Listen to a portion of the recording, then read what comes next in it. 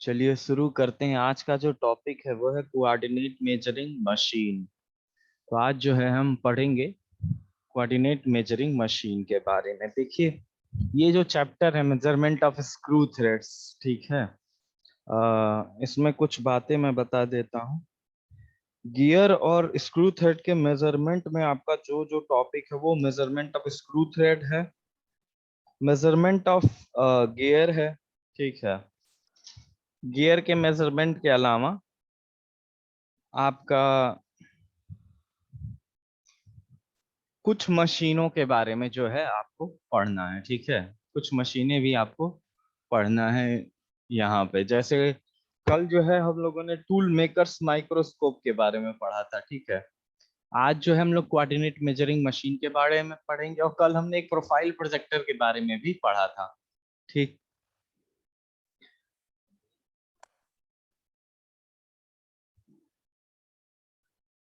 तो आज का जो टॉपिक है वो है कोऑर्डिनेट मेजरिंग मशीन।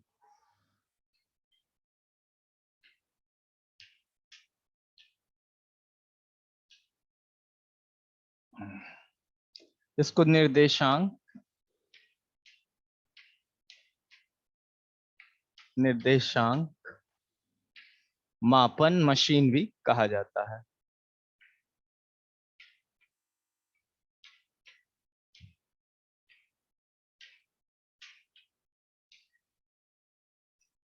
अब सुनिए, बहुत सारे ऐसे कंपोनेंट्स या पार्ट्स होते हैं जिनका क्या जिनका मेजरमेंट जो है थोड़ा कठिन होता है। वो 3 डायमेंशनल होते हैं, वो 2 डायमेंशनल फिगर नहीं होते हैं।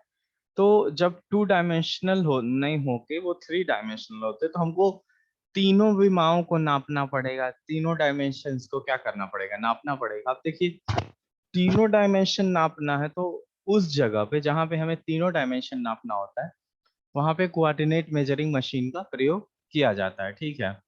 अब देखिए, कोऑर्डिनेट मेजरिंग मशीन करता क्या है कि वो एक्स एक्सिस के अलोंग जो डायमेंशन है उसको भी नापता है, वाई एक्सिस के अलोंग जो डायमेंशन है उसको भी नापता है। उसके अलावा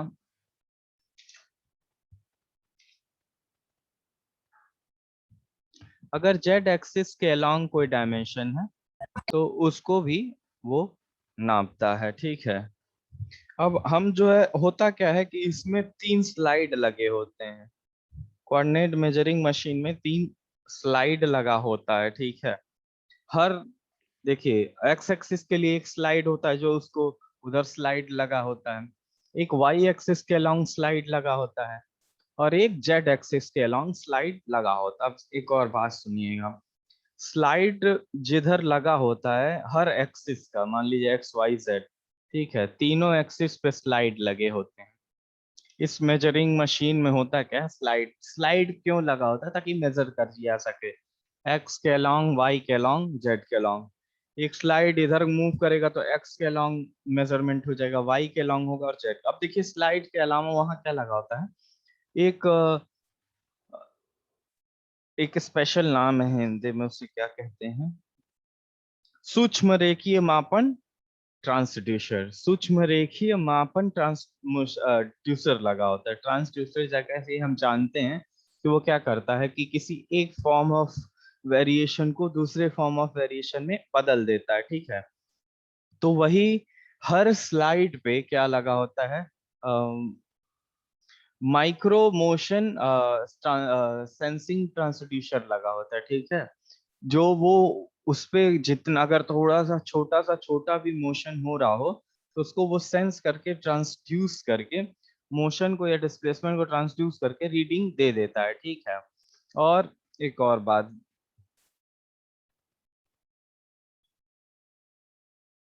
ये जो मशीनें हैं वो कई तरीके की आती हैं, ठीक है। ये ऑटोमेटिक भी होता है, ये सेमी ऑटोमेटिक भी होता है, मैनुअल भी होता है कोऑर्डिनेट मेजरिंग मशीन। कुछ कोऑर्डिनेट मेजरिंग मशीन में डिस्प्ले भी लगा होता है, उसमें एनालिसिस भी कर सकते हैं, उसमें ग्राफ भी बन के आता है। तो कुछ एडवांस भी होती हैं, ठीक है। कई में हम लोग इलेक्ट्रॉनिक्स का यूज करके उसको और एडवांस बना सकते हैं।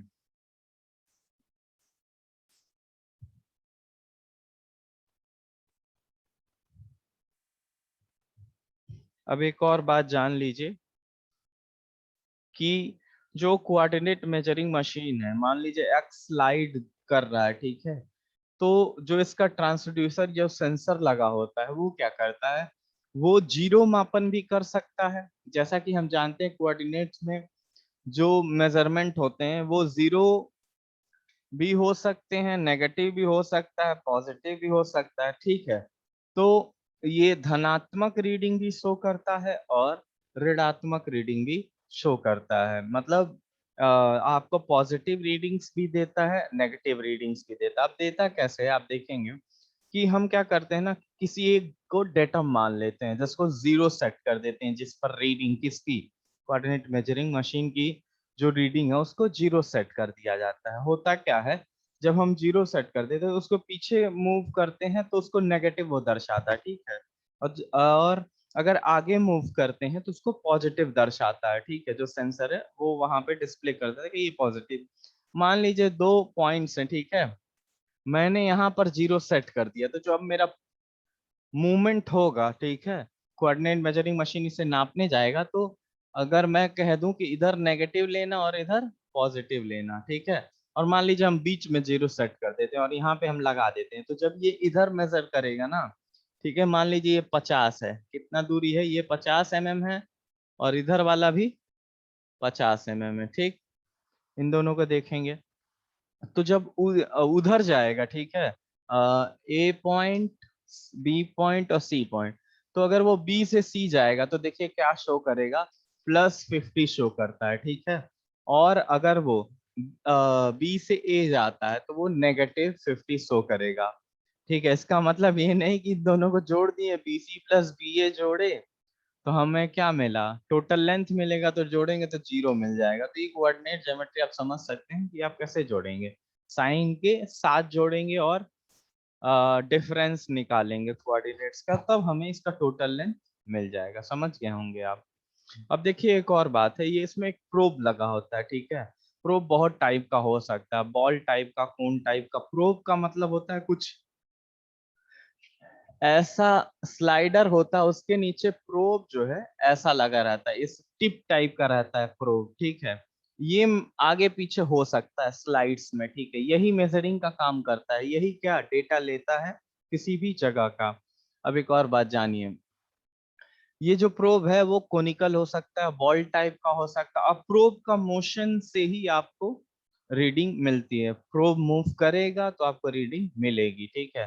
प्रोब कई टाइप का होता है, लेकिन एक बात और बात जान लीजिए, एग्जाम में बहुत कुछ पूछ सकता है कोऑर्डिनेट मेजरिंग मशीन के बारे में। ये पूछ सकता है कि ये किस तरह का डिवाइस है, ये पूछ सकता है कि ये किस तरह का मेजरमेंट करता है, 2D करता है, 3D करता है, इन सब के बारे में पूछ सकता है। अगला जो है types of coordinate measuring machine है, ठीक है। चार तरीके के कोऑर्डिनेट टाइप मेजरिंग मशीन होते हैं। अब एक और बात जान लीजिए,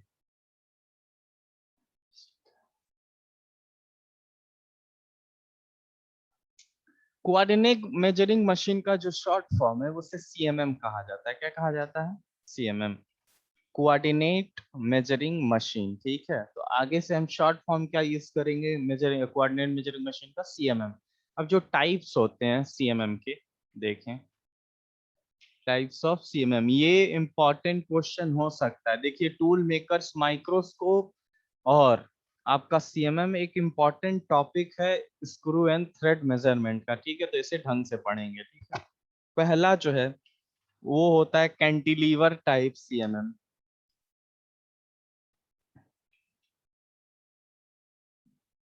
कैंटिलीवर टाइप का भी एक कोऑर्डिनेट मेजरिंग मशीन होता है, ठीक है। दूसरा जो है ब्रिज टाइप का होता है, ब्रिज टाइप सीएमएम, ठीक है।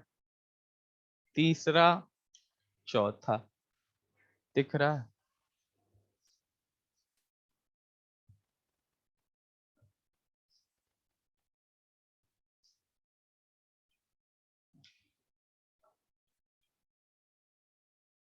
चौथा जो होता है हॉरिजेंटल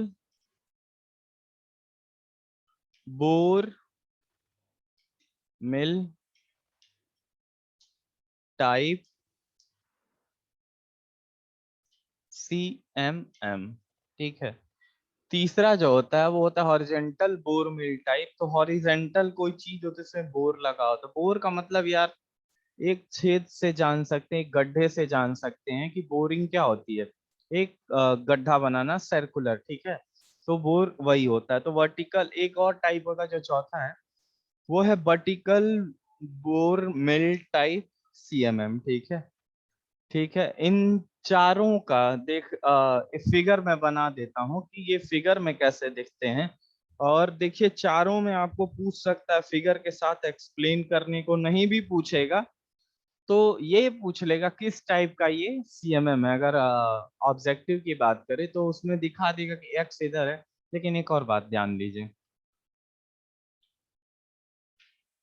आपको किसी भी CMM में, किसी भी कोऑर्डिनेट मेजरिंग मशीन में एक्स डायरेक्शन, वाई डायरेक्शन और जेड डायरेक्शन यही सब शो करना होता है। उससे पता चल जाता है कि वो किस टाइप का है, ठीक है। तो मैं कैंटिलीवर टाइप CMM की एक फिगर बना दे रहा हूँ।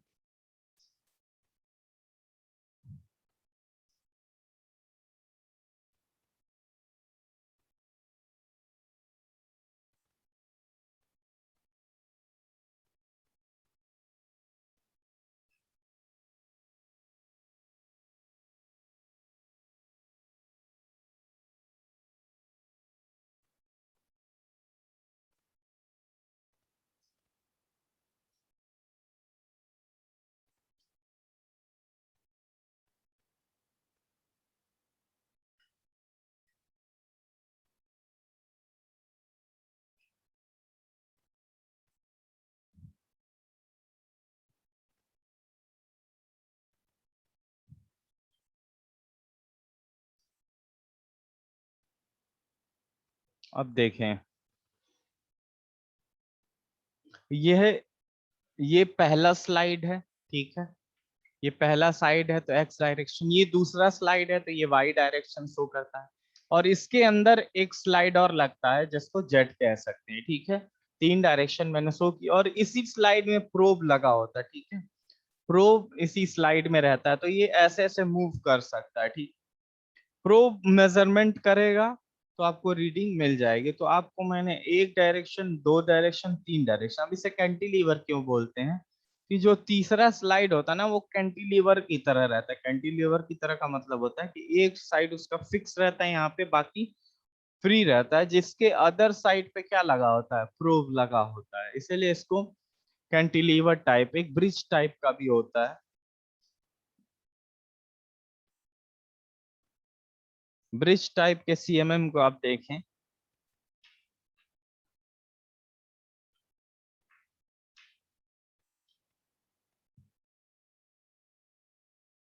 ये प्रोब यहाँ पे लगा हुआ। अब एक और बात जान लीजिए, ये ऊपर जा सकता है, नीचे जा सकता है, तो इस डायरेक्शन को मान लेते हैं एक्स, ठीक है। ये प्रोब इधर जा सकता है, इधर जा सकता है, इसको मान लेते हैं जेड।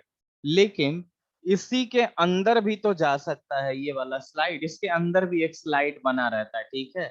अंदर, ठीक है, स्लाइड बना रहता है जिसमें ये क्या कर सकता है, स्लाइड। ये पूरी की पूरी चीज ऊपर, नीचे, अंदर और ये ऐसे ऐसे स्लाइड कर सकती है। तो ये वाला जो है वो है होता है वाई, ठीक है। और ये ब्रिज जैसा होता है। ब्रिज मतलब दो एंड्स होते हैं, बीच में ये क्या लगा है, स्लाइड लगा है, ऐसे ब्रिज टाइप CMM कहा जाता है, ठीक है। और भी होता है, मैं आपको दिखा देता हूँ उनका फिगर।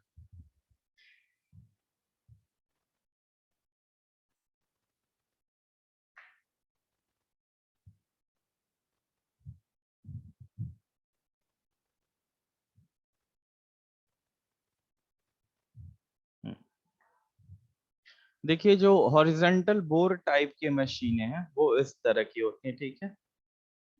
ये हॉरिजेंटल, जो ये दो फिगर दिख रहा है आपको, एक हॉरिजेंटल बोर टाइप का CMM है और एक वर्टिकल टाइप का। मैं आपको इसका फोटो भेज देता हूँ ताकि आपको देखने में आसानी रहे।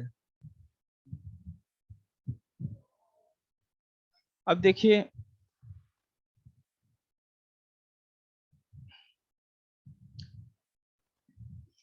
अब वर्किंग कैसे काम करता है सीएमएम, इसके बारे में देखते हैं, ठीक है। अब जो सीएमएम है उसकी वर्किंग देखते हैं। जिस भी पार्ट का हमको क्या करना रहता है, मेजरमेंट करना रहता है, उसको सीएमएम की टेबल होती है उस पर रख देते हैं, ठीक है। सीएमएम की टेबल रखने के बाद क्या करते हैं कि आप उस कार्यखंड को, दो केंद्रक लगा होता है उसके बीच में, उसको जोड़ देते हैं। अब मान लीजिए हमको उस कार्यखंड में दो छेद हैं, दोनों अगल बगल हैं, किसी दूरी पे हैं, ठीक है। तो हमको उनके बीच की दूरी पता करनी है।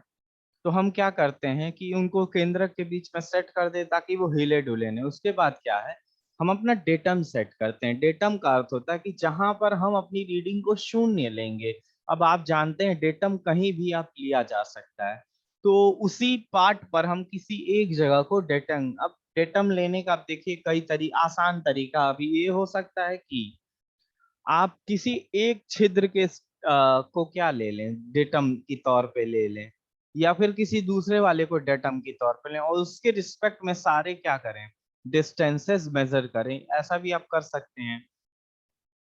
तो आपको सबसे पहले डेटम सेट करना होता है सीएमएम मशीन में, ये पहला काम होता है हमेशा।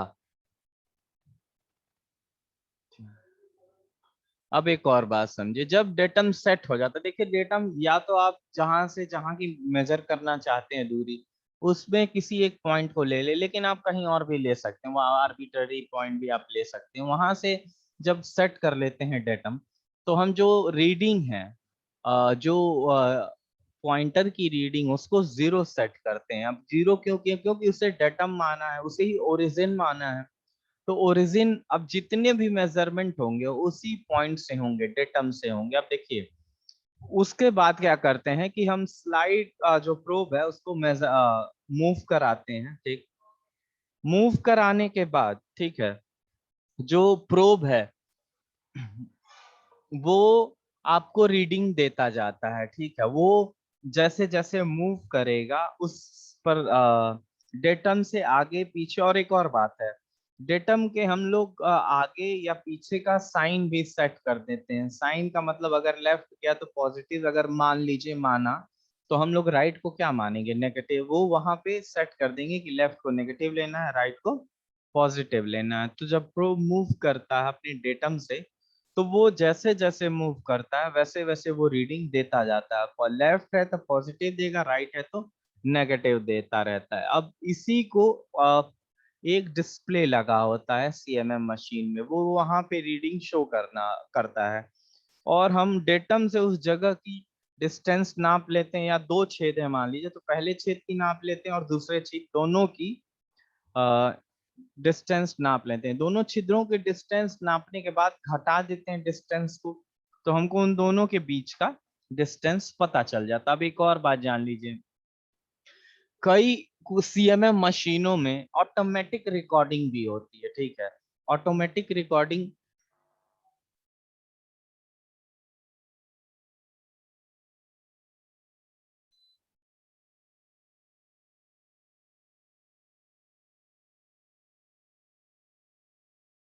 ऑटोमेटिक रिकॉर्डिंग का क्या काम होता है। ऑटोमेटिक रिकॉर्डिंग जो होती है वो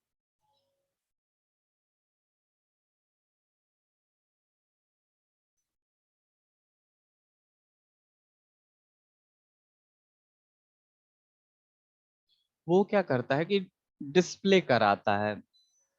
आपका स्टैटिकल एनालिसिस करना हो, ठीक है, और ज्योमेट्रिकल एनालिसिस करना हो, तो जो रिकॉर्डिंग होती है वो काम आती है उसके। उसके अलावा अब एक और बात सुनिए, एक और टाइप की स्पेशल मशीन होती है, ठीक है। अब एक और बात पहले बता ही दिया था कि जो सीएमएम होता है वो ऑटोमेटिक भी हो सकता है, मैनुअल भी हो सकता है। वो आप पर डिपेंड है, आप कैसे खरीदते हैं। पैसे बढ़ जाएंगे ऑटोमेटिक लेंगे तो। मोर ओवर ऑटोमेटिक ही लिया जाता है सीएमएम, ताकि इससे आपको जो वर्कर है उसको कम प्रॉब्लम हो, ठीक है।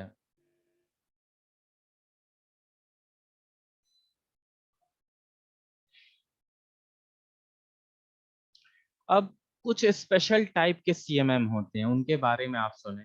स्पेशल टाइप के अभी तक आपने देखा था कि ट्रांसलेटरी मोशन को क्या करता है, एक सीएमएम नापता है। ट्रांसलेटरी का मतलब देखें आप यहाँ पे, ठीक है।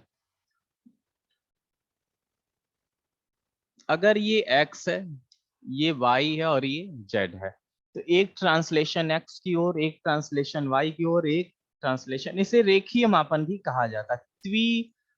त्रिविमी रेखीय मापन भी कहा जाता है। अब देखिए त्रिविमी के अलावा कुछ जो स्पेशल सीएमएम होते हैं वो क्या करते हैं कि वो दो रेखीय मापन करते हैं, मतलब एक्स और वाई का रेखीय मापन कर दिए, और एक रोटरी मोशन का भी मेजरमेंट कर पाते हैं। वो मतलब रोटेशन में कितना एंगल मूव कर रहा है, इस बात का भी मापन स्पेशल सीएमएम में किया जाता है। अब एक और बात सुन लीजिए, कई तरह के अब आप कहेंगे कि सर इसकी जरूरत कहाँ पड़ेगी। मान लीजिए क्यूबॉइडल है, तो क्यूबॉइड में क्या होता है, सारे उसके डायमेंशन कैसे होते हैं, उसके सारे जो डायमेंशन है वो लीनियर नेचर के होते हैं, मतलब X Y Z, length breadth height होता है। लेकिन कुछ ऐसे भी फिगर्स होते हैं, फॉर एग्जांपल मेरा सिलेंड्रिकल टाइप का वर्क पीस है, वह स्फेरिकल है, हेमिस्फेरिकल है, और भी बहुत सारे हो सकते हैं, सेमी हेमिस्फेरिकल है, तो इन कोनिकल है, तो इन सारे के जो कंपोनेंट्स हैं, जो डायमेंशंस है, वो सारे डायमेंशन लीनियर नहीं है, कुछ एंगुलर डायमेंशंस या कुछ रोटेशनल डायमेंशंस भी हैं। रोटेशनल मतलब जहाँ एंगल मेजरमेंट किया जा सकता है, क्योंकि ये जितने भी फिगर्स हैं वो सॉलिड बाय रिवोल्यूशन है, ये वो सॉलिड्स हैं जो रिवोल्यूशन से आते हैं। तो ऐसे कंपोनेंट्स में हम स्पेशल टाइप के सीएमएम का इस्तेमाल करते हैं। स्पेशल टाइप का सीएमएम करता क्या है, वो दो लीनियर मेजरमेंट्स करेगा या फिर एक लीनियर मेजरमेंट दो एंगुलर मेजरमेंट्स कर सकता। फॉर एग्जांपल आपके लिए नॉर्मल टाइप का जो सीएमएम है वो एक्स वाई जेड कोऑर्डिनेट नापता है, निर्देशांक की बात करते हैं अगर, तो जो स्पेशल टाइप का था वो आर एक्स थीटा भी नाप सकता है, ठीक है। आर एक्स थीटा, आर और एक्स लीनियर है, थीटा क्या है, एंगुलर मेजरमेंट है। कई और आते हैं जैसे सिर्फ आर थीटा एंड फाई, ठीक है, आर थीटा एंड फाई, ये मेजरमेंट भी वो करते हैं, ठीक है। तो इसमें देखिए एक लीनियर मेजरमेंट हुआ और दो एंगुलर मेजरमेंट। तो अगर कोई पूछे स्पेशल टाइप के सीएमएम क्या होते हैं, तो वो क्या करते हैं, वो आपका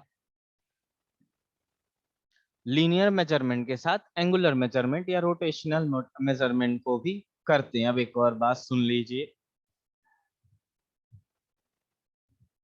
कुछ स्पेशल टाइप के जो सीएमएम होते हैं, ठीक है, स्पेशल टाइप के सीएमएम में कुछ और भी चीजें लगी होती हैं, जैसे ऑप्टिकल माइक्रोस्कोप लगा होता है, ऑप्टिकल माइक्रोस्कोप लगा होता है, ऑटोमेटिक प्रिंट आउट लगा होता है, ठीक है। ये कुछ चीजें लग, और एक और ऑप्टिकल कंपैरेटर भी लगा होता है। इनका इस्तेमाल आप अपने आवश्यकता के अनुसार कर सकते हैं। ऑप्टिकल कंपैरेटर, मान लीजिए आपको कुछ कंपैरिजन करना है, ठीक है, कि ये हमारा जो प्रोडक्ट है वो हमारे स्टैंडर्ड से मैच कर रहा है कि नहीं, तो वहाँ ऑप्टिकल कंपैरेटर की जरूरत पड़ती है। अब माइक्रोस्कोप भी लगा होता है सीएमएम में। माइक्रोस्कोप बहुत छोटा एलिमेंट है, उसके कुछ मेजरमेंट, फॉर एग्जांपल हमने बताया था कि अगर बहुत छोटा गियर के दांत हैं उनका मेजरमेंट करना हो, उनके कोऑर्डिनेट्स को नापना हो, तो भी जरूरत वहां पड़ती है। अब एक और बात देखिए, जो स्पेशल सॉरी सीएमएम है, ठीक है, सीएमएम जो है इंजीनियरों के लिए बहुत जरूरी है। अब देखो सीएमएम से बहुत सी चीजें नापी जा सकती हैं, उनके बारे में मैं बता रहा हूँ। पहली बात तो जो है लंबाई, चौड़ाई, ऊंचाई, ये तीनों मापा जा सकता है। एक्स वाई जेड तीन डायमेंशंस मापे जा सकते हैं इस हिसाब से हमारा देखिए एक्स वाई जेड इसके बगल में लिखा हुआ है मेरे हाथ उंगली के ऊपर। उसके अलावा आर एक्स थीटा भी नापा जाता है। इसका मतलब ये है कि लीनियर डायमेंशन तो आप मेजर कर ही रहे हैं, उसके अलावा आप एंगुलैरिटी भी मेजरमेंट कर सकते हैं। आप कोनिकैलिटी, कोनिसिटी कहा जाता है, राउंडनेस कहा जाता है। राउंडनेस का मतलब होता है कि हिंदी में इसे गोलीयता कहते हैं, उसका भी मापन सीएमएम करता है। कॉन्सेंट्रिसिटी का भी मापन सीएमएम करता है। कॉन्सेंट्रिसिटी का मतलब होता है कि सकेंद्रिता, कोई दो चीज है वो कॉन्सेंट्रिक है, इसका अर्थ ये होता है कि उन दोनों का जो सेंटर है वो क्या है, वो सेम है। अब जो एप्लीकेशंस हैं सीएमएम के उनको मैं बता देता हूँ।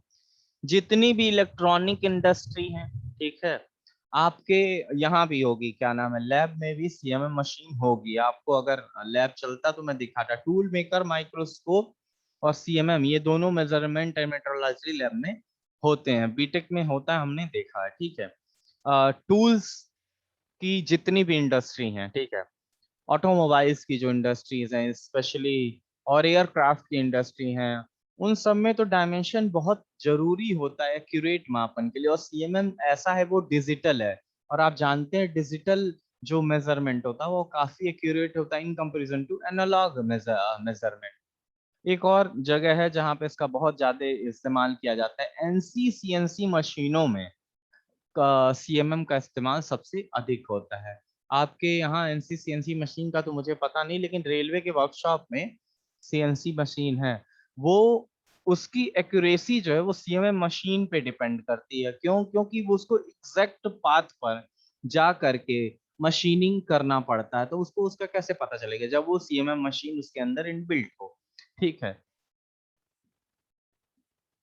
यही सब और भी कुछ जगह हैं जिनको मैं बता देता हूँ जहाँ पे इस्तेमाल होता है। गियर टेस्टिंग में इस्तेमाल होता है ये। टूल्स के टेस्टिंग में इस्तेमाल किया जाता है। गेजों का निरीक्षण करना हो तो भी सीएमएम का इस्तेमाल किया जाता है। अब एक और लास्ट टॉपिक है, वो है एडवांटेजेस ऑफ सीएमएम, ठीक है।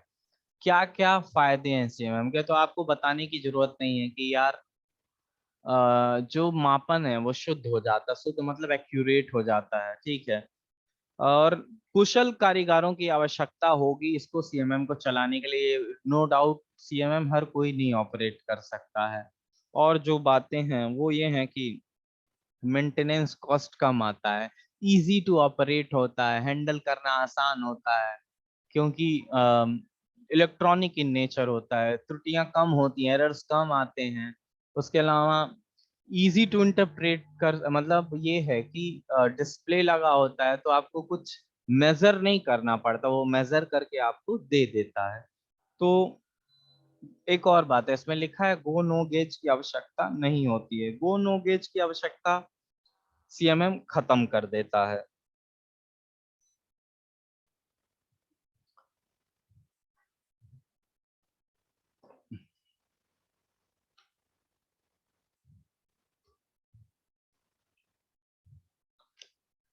तो ये सारी बातें थी सीएमएम को लेकर के।